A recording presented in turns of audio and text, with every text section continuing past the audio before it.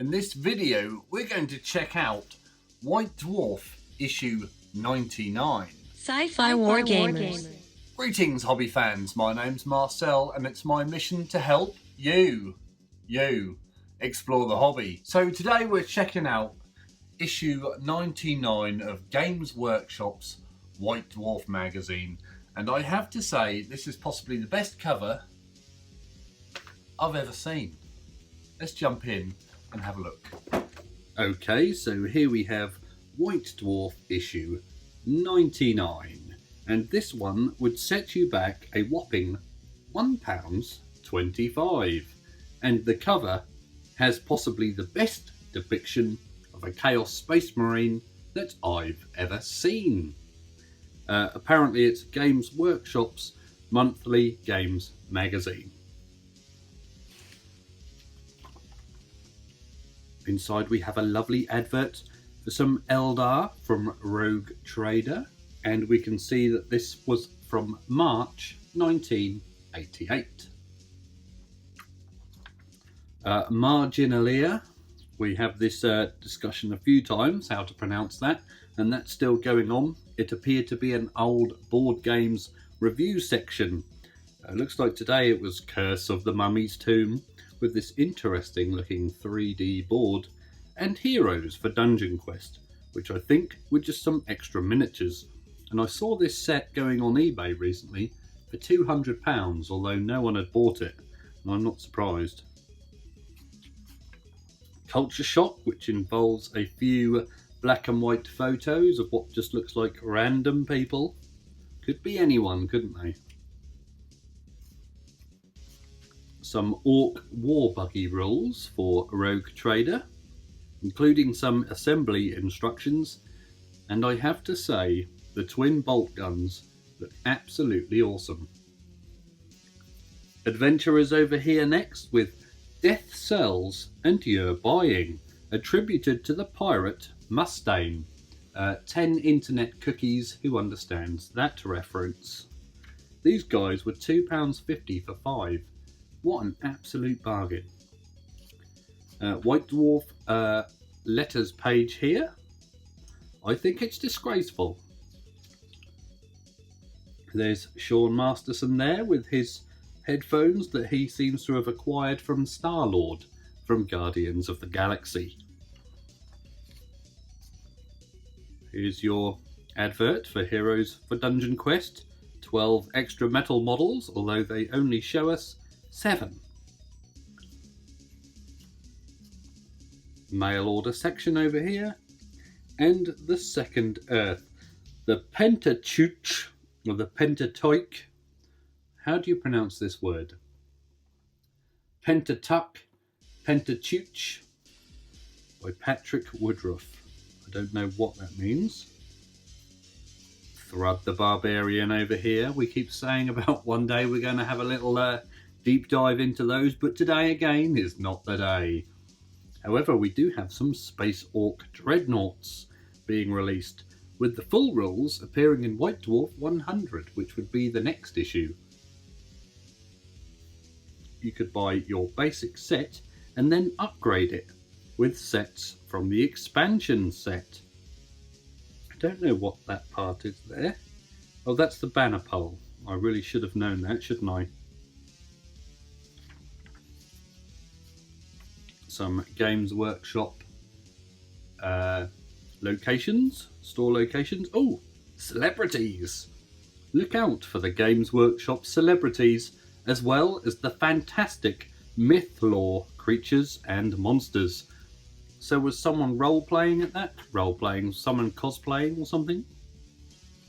The Expert paint set that came out back in the day, £6 there for 9 inks. I wasn't allowed the Expert paint set because I am still an amateur. Some intriguing pieces of artwork over here. These look lovely. I like this Warhammer Siege set in 40k. Some illuminations over here which include biographies of the artists. Ali, Bill, Bob, Colin, Dave, H, Ian, Jez, Sid, Tim, Tony and Trish. Now, I never knew that H from Steps used to be an artist for Games Workshop. Interesting. We have the ritual over here. Don't know what it is. It appears to be a game scenario for something. Maybe Warhammer Fantasy Roleplay. This man is very pleased with his crossbow to be guarding what appears to be a cave of sorts. This man's dead. I thought that was a spider on his chest, but I think it might be blood. Talisman Timescape has come out. I always wanted this one because it had the weird board and a Space Marine. Name that chapter. More of that cave and some fantastic artwork down here. Really lovely piece of artwork here of what appears to be a Skaven of sorts and his victims. Is he pulling the hearts out of people? Fantastic. Warhammer townsfolk, you might perhaps like your boxer or your scribe. A mongrel, you have to have your pet in every set, and you always had a casualty. Always. Oh, they got good old boy. I like the sound of that one. And a wino. Marvellous. Here he is. Is that the wino? Over here we have our elf cavalry. These are interesting looking miniatures. The bowmen down here. I like these light grey horses. I think they look fantastic. These three have lost their horses at some point. Still more of the ritual, and now we have Iya. There might be Hiya possibilities for martial artists in RuneQuest, and here we see a ninja kicking the crap out of a four-legged centipede man who looks a lot like an orc. This looks like a scene from Mortal Kombat here, doesn't it? We have Sub-Zero or Noob Saibot versus Goro. These are rules, okay? You can do a jump kick, a throw, immobilise limb, or perhaps you might even want to get up quickly. That's something I don't do in the morning. Get up very slowly is one of my special skills. Moving on to one of everyone's favourite Space Marine chapters, which don't get enough love, the Legion of the Damned. And the old school Legion of the Damned looked damned good. Check these guys out. I love this artwork. It's absolutely fantastic. Looks like Hell's Angels tiles. Hell's Angels style motorbike fairings and petrol tank airbrushing and things. Fantastic. Here we have the rules for them and their berserk death spasm. And then we move on to a Call of Cthulhu adventure. Spirit of the Mountain. I won't go into too much detail on that, but we can see a man checking out some hieroglyphics and a couple of aliens high-fiving over here by the look of things. Lovely. Is that an amoeba? A random tentacle coming out of the ground there, as is per normal inside caves, and a few sort of tribesmen of sorts, or are they like Gollum-esque type people living in the mountain? Everyone's favourite miniature, the dreaded Amble, which would cost you £2.50, or you might want to spend your £2.50 on a Vincent Black Shadow bike and sidecar. I want to know, if I gave you £2.50 back in 1988 to buy one of these two, are you buying the Amble or are you buying the motorbike? Let us all know. Over here we have some Imperial Space Marines, and yet again another wounded miniature. And then it's more Spirit of the Mountain. They really went all out on these old game scenarios, didn't they? There he is. That's the guy from Enter the Dragon, Roper. Can't remember what his name was. This guy's fallen asleep at the keyboard, typing all this up, I imagine. It's rather a lot. some maps, and then we move on to an heavy metal article by Sean Masterson and John Blanche again. And this issue appears to be teaching us how to paint a dwarf. There's the eyes there. Marvellous. Here John Blanche teaches you some more skills, or people ask him how to paint things. And he has a motorbike. Is this a Vincent Black Shadow? Someone let us know. He looks a lot like the bikers from the Dark Future tabletop game. Another advert for some more games over here. And then chapter approved, chapter approved, which I think was like an errata FAQ of sorts every month for Rogue Trader in White Dwarf. And we have the Devastator boxed set released recently, and this is some revised area fire procedures. The Tarantula, the Mole Mortar, and the Land Speeder, which came in that boxed set. I think it was the RTB03 boxed set. One I don't have, I might add, which I'm very, very excited to get my hands on at some point. Check out this old Land Raider. Land Speeder. It is absolutely beautiful. However, I'm not sure I could paint that big number 1 on my Mole Mortar.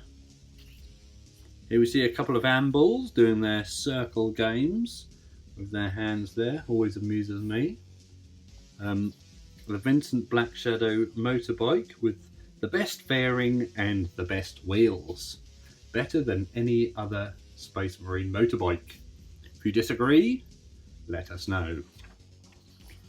Here we have some Realm of Chaos, Slaves to Darkness, and this appears to be, a Chaos Mutation Generation table.